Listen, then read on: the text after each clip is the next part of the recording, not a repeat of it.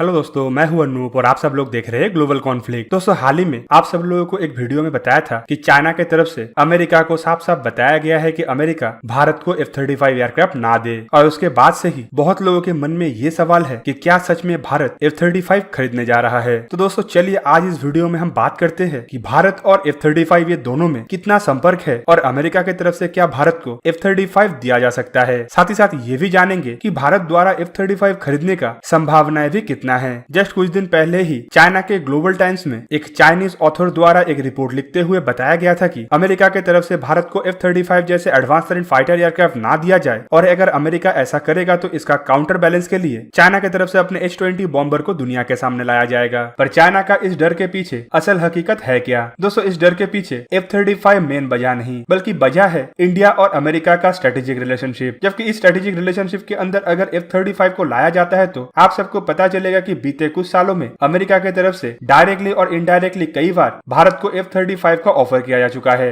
दोस्तों, इन ऑफरों के पीछे टोटल 3 रीजन हैं। पहला तो इंडियन नेवी के 57 कैरियर 1 फाइटर एयरक्राफ्ट को लेके एक ऑफर था, जबकि इसके अलावा इनडायरेक्टली एक बार MMRCA 2.0 टेंडर के लिए भी अमेरिका की तरफ से F-35 को लेके एक ऑफर आया था। जबकि 2018 में जब इंडिया FGFA प्रोजेक्ट से अपने आप को बाहर किया तब भी कई बार ये सुनने को मिला था कि इंडिया को अमेरिका की तरफ से F-35 एयरक्राफ्ट ऑफर किया जा रहा है और इंडिया इसे कंसिडर भी कर सकता है। चलिए सबसे पहले जानते हैं कि इंडियन एयरफोर्स की तरफ से F-35 खरीदने का संभावनाएं कितना है। दोस्तों, air chief marshal RKS Bhadauria अपने दायित्व संभालने के बाद ही एक प्रेस कॉन्फ्रेंस में साफ साफ बता दिए थे कि Indian air force 5th generation fighter aircraft के लिए अपना ही इंडिजीनियस प्रोडक्ट को इस्तेमाल करेगा। और उनके इस बयान के बाद इतना तो साफ हो गया है कि इंडिया 5th जनरेशन के फाइटर एयरक्राफ्टों के जरूरतों को पूरा करने के लिए अभी तो कोई एयरक्राफ्टों को कम से कम डायरेक्टली खरीदने नहीं जा रहा है। मतलब अगर कोई फॉरेन एयरक्राफ्ट इंडियन एयरफोर्स में शामिल भी किया जाता है तो उसमें ज्वाइंट वेंचर प्रोजेक्ट या फिर ज्वाइंट डिजाइन एंड डेवलपमेंट का प्रोजेक्ट जरूर रहेगा। मतलब एयरफोर्स के मुताबिक अब तक के कंडीशन को अगर देखें तो इंडियन एयरफोर्स के पहला 5th जनरेशन फाइटर एयरक्राफ्ट बनने का संभावना सबसे ज्यादा AMCA के पास है। जबकि रशिया के साथ अगर फिर से FGFA प्रोजेक्ट के ऊपर बातचीत होता है तो ज्वाइंट डेवलपमेंट और ज्वाइंट प्रोडक्शन में थोड़ा बहुत संभावना FGFA को भी है। पर इंडियन एयरफोर्स में F-35 एक फाइटर एयरक्राफ्ट के हिसाब से शामिल होगा उसका संभावना फिलहाल तो ना के बराबर है। पर अगर नेवी के मामले को देखें तो आपको पता चलेगा कि कुछ महीने पहले ही लोकसभा में लिखित जवाब देते हुए minister of state for defence Shripad Naik की तरफ से बताया गया था कि इंडियन नेवी के लिए जो 57 फाइटर एयरक्राफ्टों का टेंडर इशू किया गया है उसमें F-35 भी एक फाइटर एयरक्राफ्ट है। इस टेंडर में टोटल 6 एयरक्राफ्ट द्वारा पार्टिसिपेशन किया जा रहा है, जिनमें फ्रांस का डैसॉल एविएशन द्वारा बनाया हुआ राफेल एयरक्राफ्ट का नेवल वर्जन राफेल एम, अमेरिकी कंपनी बोइंग की तरफ से बनाया हुआ FA-18 सुपर ब्लॉक 3, स्वीडन का कंपनी साब ग्रुप द्वारा बनाया हुआ ग्राइफिन का नेवल वर्जन सी ग्राइफिन, रशियन मिकोयान कॉर्पोरेशन के द्वारा बनाया हुआ MiG-29 KUB और अमेरिका के लॉकहीड मार्टिन के द्वारा बनाया हुआ F-35 का टोटल 2 वर्जन शामिल है।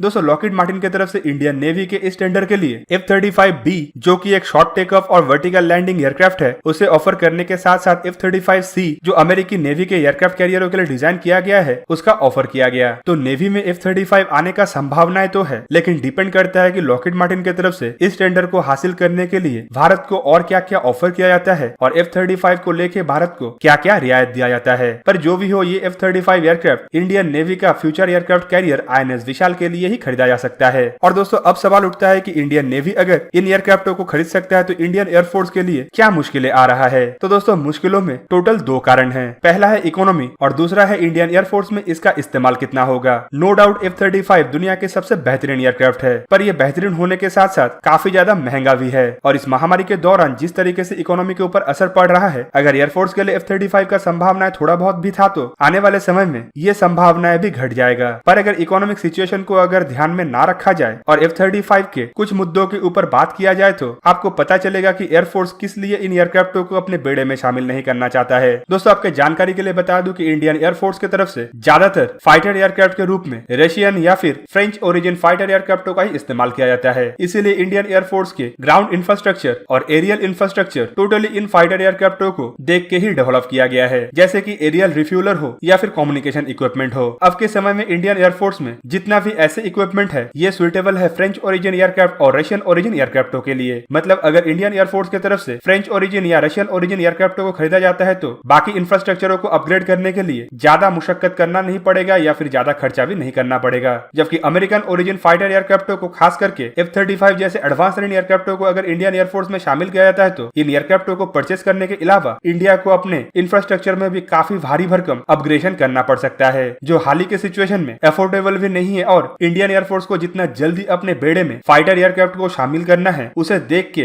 कम से कम ये नहीं लग रहा है कि इंडियन एयरफोर्स अब एयरक्राफ्टों को खरीदने की जगह अपने इंफ्रास्ट्रक्चरों को अपग्रेड करने के लिए ज्यादा मेहनत और ज्यादा पैसा खर्चा करेगा। इवन एक तरीके से देखे तो इन एयरक्राफ्टों के लिए अगर इंफ्रास्ट्रक्चर अपग्रेड करके एयरक्राफ्टों को खरीदा भी जाता है तो इसके लिए एक लंबा प्रोसेस और लंबा समय का भी इंतजार करना पड़ेगा। और डिप्लीटिंग स्ट्रेंथ को देखते हुए इंडियन एयरफोर्स के पास इतना लंबा समय नहीं है कि इन फाइटर एयरक्राफ्टों को हाल ही में इशू किया गया टेंडरों के लिए खरीदा जाए। तो दोस्तों कुल मिला के इंडियन नेवी में F-35 शामिल होने का संभावनाएं तो काफी ज्यादा है, लेकिन एयरफोर्स के लिए ये संभावनाएं फिलहाल ना के बराबर लग रहा है। तो दोस्तों आप लोगों को क्या लगता है कि इंडियन एयरफोर्स को अपने 5th जनरेशन फाइटर एयरक्राफ्ट के लिए कौन सा एयरक्राफ्ट के ऊपर ज्यादा ध्यान देना चाहिए? कमेंट करके जरूर बताइए। साथ ही साथ ऐसे ही वीडियो को देखने के लिए मुझे इंस्टाग्राम, ट्विटर और फेसबुक में सपोर्ट कीजिए। और अगर आप लोगों को ये वीडियो अच्छा लगा हो तो इसे लाइक कीजिए, अपने दोस्तों के साथ शेयर कीजिए और मेरे चैनल को सब्सक्राइब करना मत भूलिएगा और सब्सक्रिप्शन बटन के साइड में बना हुआ बेल आइकन को प्रेस कर दीजिए और मेरा वीडियो देखिए सबसे पहले। जय हिंद।